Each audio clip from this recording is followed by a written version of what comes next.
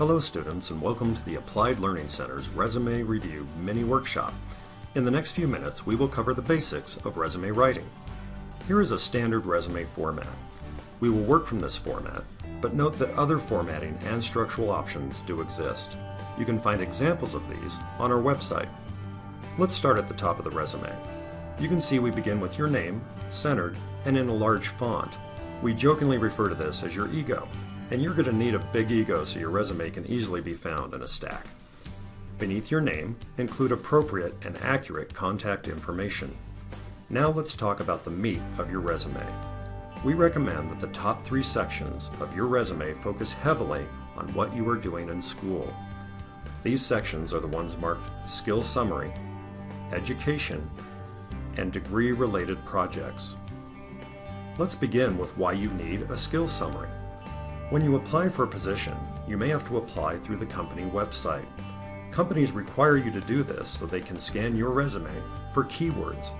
The skills summary is your answer to that keyword search and provides the hiring manager with a checklist of how you qualify for the position.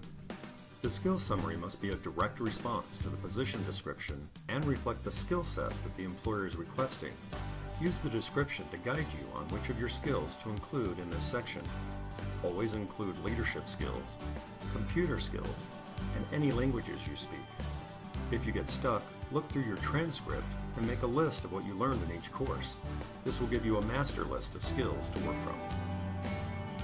Next, let's look at the education section.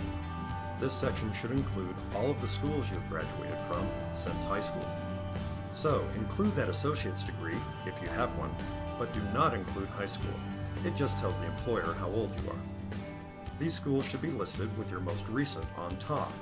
Include your graduation or expected graduation date, your majors and minors, and your GPA if you want to include that information. Include a brief list of courses from your major.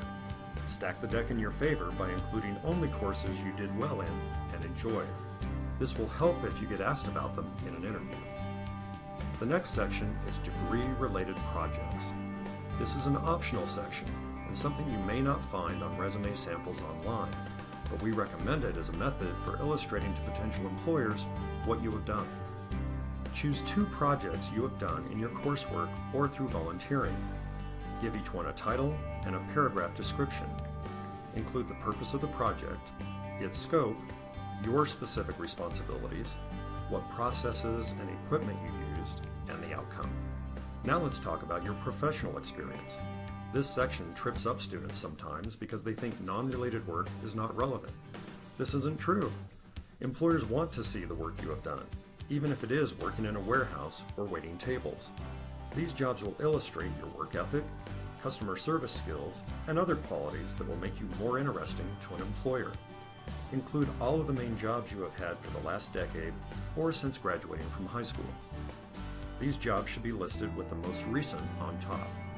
Include the company name, job title, and dates of employment all on one line. You can include a description of the work you did, highlighting your key accomplishments, skills you acquired, and management experience.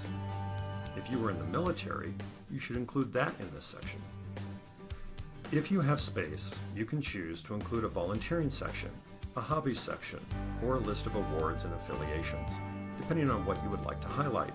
These come at the bottom of the page.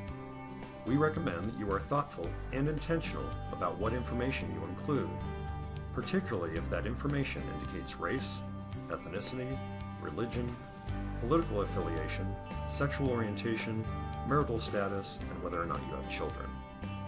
In conclusion, we recommend you update your resume at the end of each semester and aim for a single page. If you have a lot of work or military experience, you may end up on a second page. Just know that some employers may not look at the second page in the initial hiring stages, so the most important information really needs to go on page 1. This is just a brief overview, so please come in and see us if you want some one-on-one advice.